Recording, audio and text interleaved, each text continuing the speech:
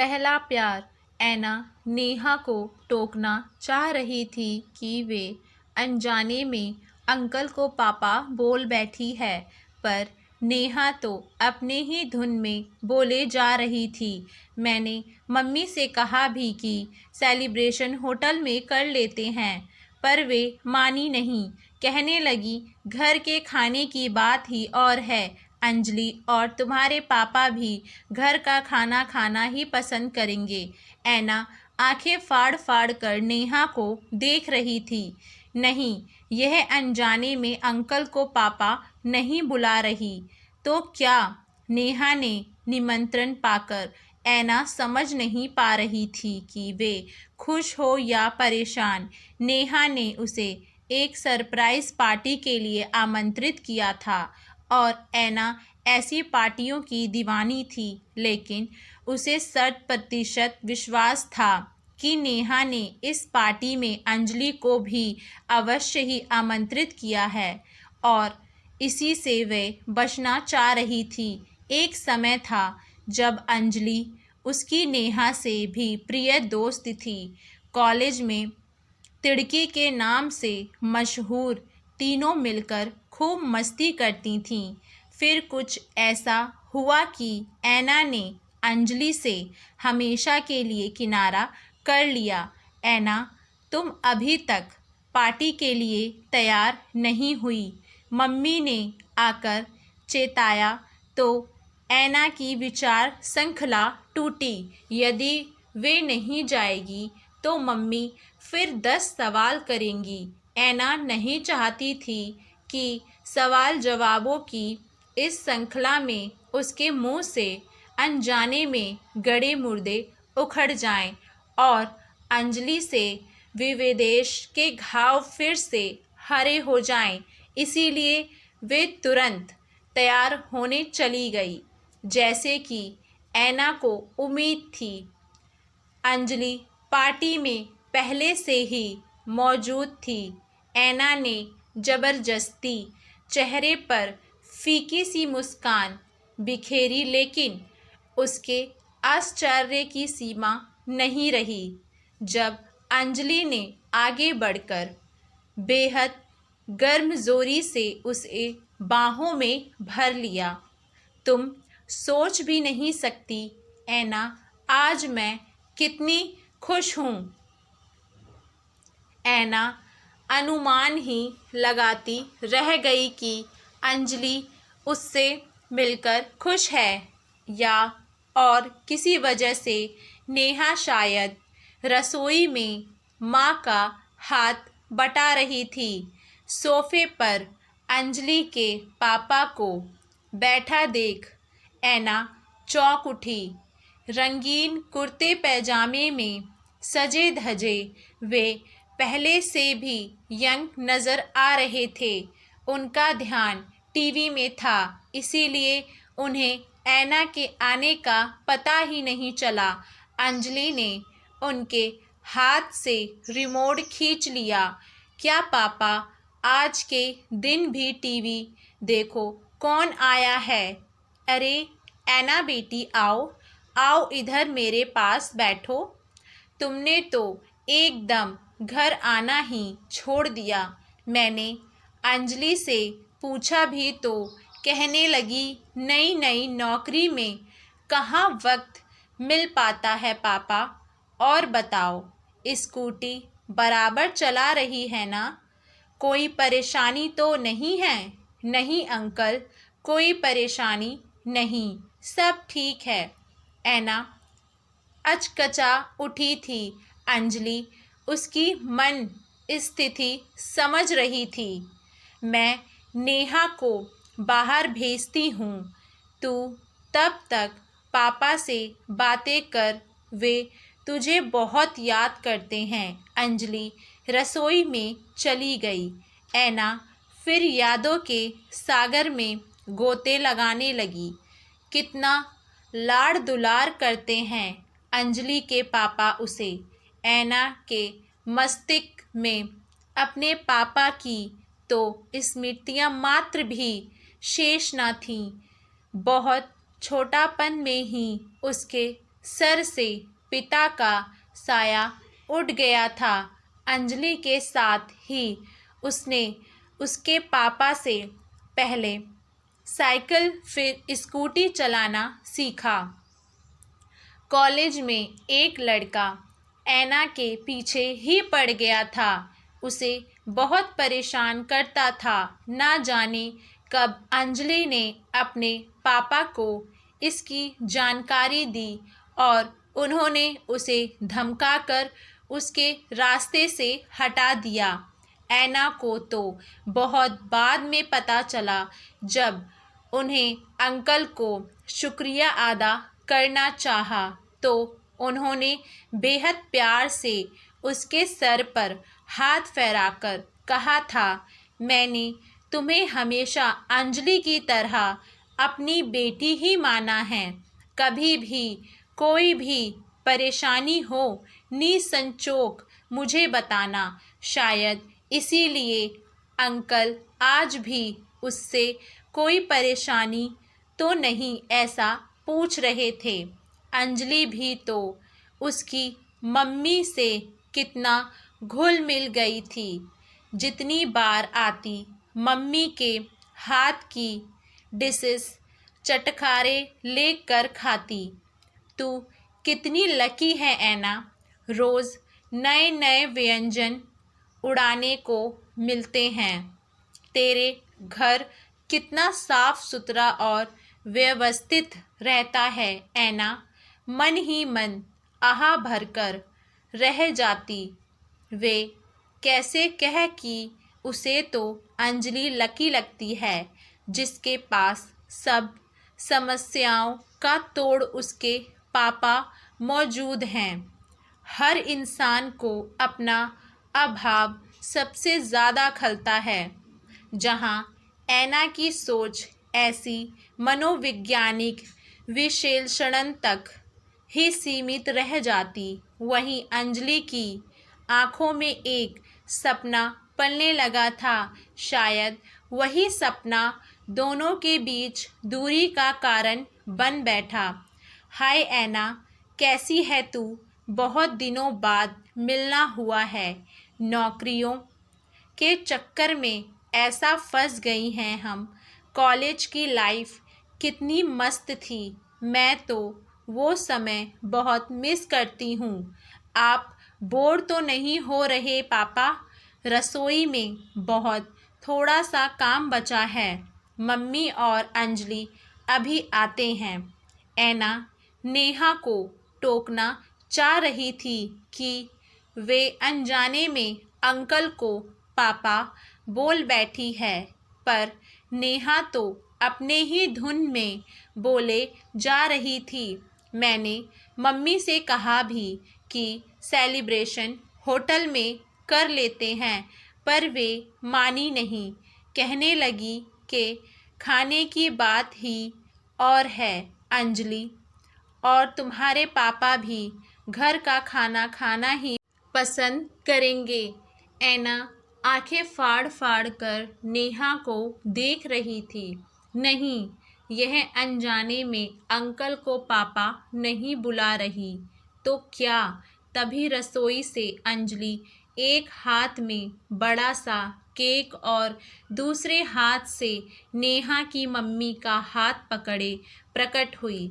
Surprise गुलाबी साड़ी में लिपटी आंटी के चेहरे की रंगत भी ऐना को गुलाबी गुलाबी लग रही थी। ओ, मुझे तो ध्यान ही नहीं रहा कि ऐना को केक काटने के बाद मम्मी पापा की शादी के बारे में बताना था। मैं तो कब से पापा पापा बोले जा रही हूँ, और शायद इसीलिए ऐना मुझे ऐसे आंखें फाड़ फाड़ कर देख रही है।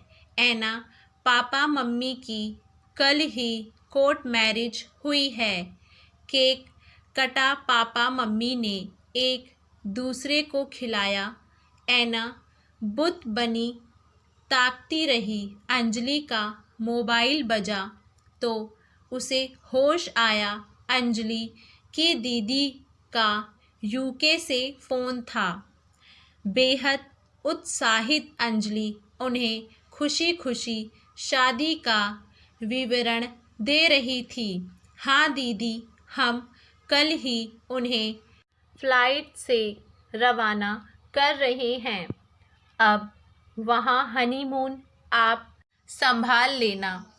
शर्म से लाल होती आंटी रसोई में खाना लगाने चली गई तो अंजलि भी पीछे पीछे मदद के लिए चली गई। अंकल हाथ धोने उठ गए। नेहा ऐना की ओर मुखातिब हुई। बहुत चिंता रहती थी दीदी को पापा की शादी के बाद।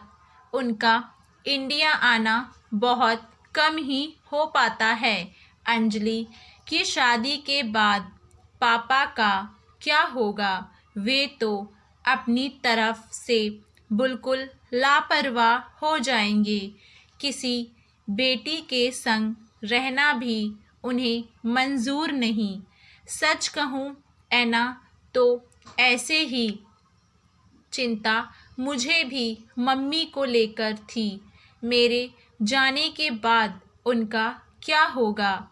वे तो अभी भी मेरा खाना बाहर हो जाने पर अपने लिए कुछ नहीं बनाती।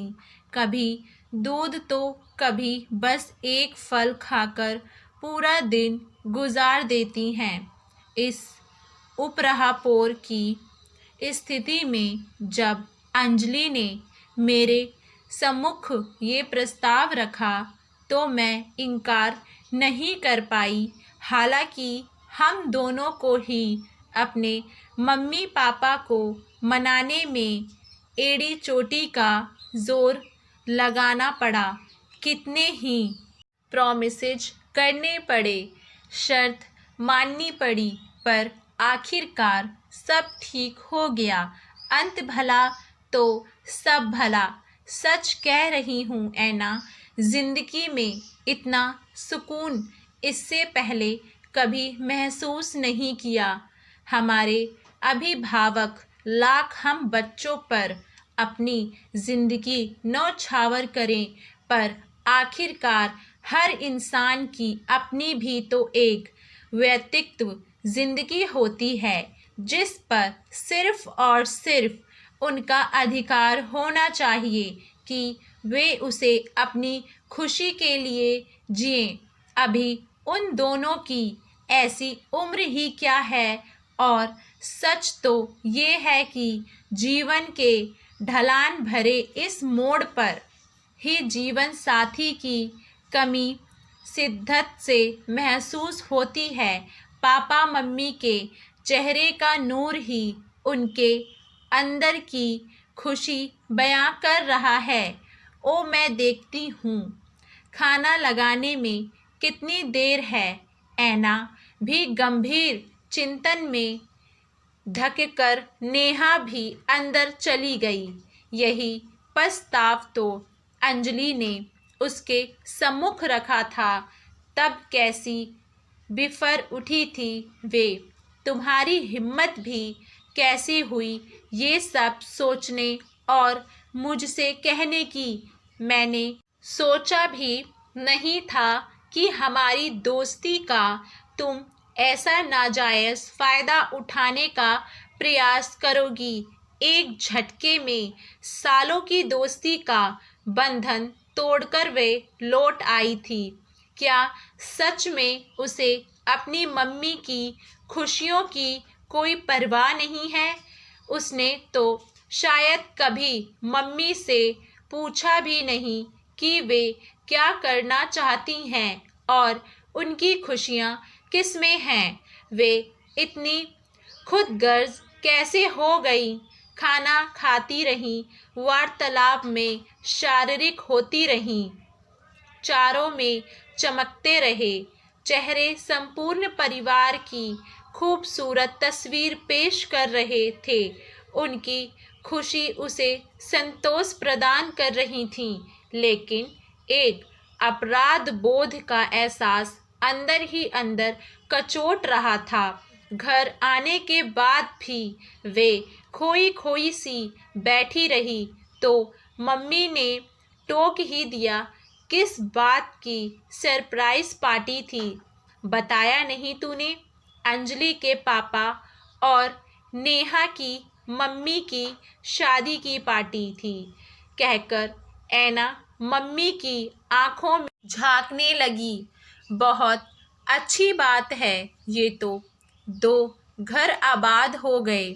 मम्मी के साधारण से प्रतीत उत्तर पर भी ऐना तड़प उठी।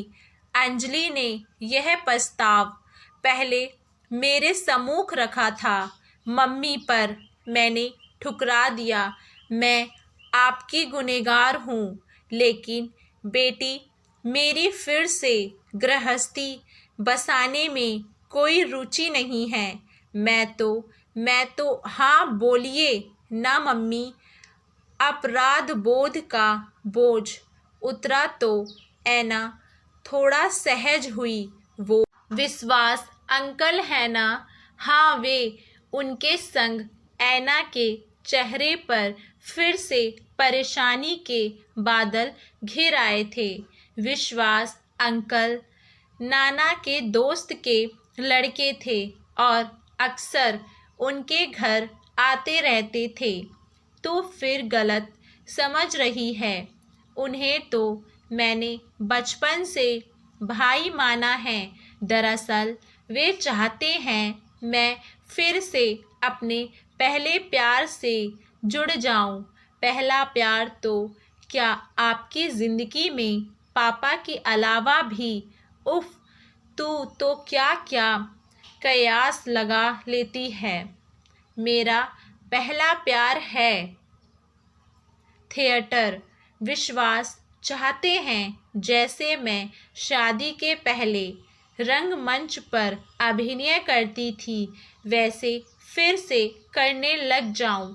मैंने अपनी ढलती उम्र की दुहाई भी दी तो उन्होंने कहा, मुझे ध्यान में रखकर उसने कुछ भूमिकाएं लिखी हैं जिसमें मेरा महत्वपूर्ण किरदार है। अभिनय में सेवानिवृत्ति की कोई उम्र नहीं होती, तभी तो कई वयोवृद्ध अभिनेता अभिनेत्री इस क्षेत्र में भी तक सक्रिय हैं। बस तुझे बहुत संकोच हो रहा था, क्योंकि है तो तू ही अपने पापा की बेटी।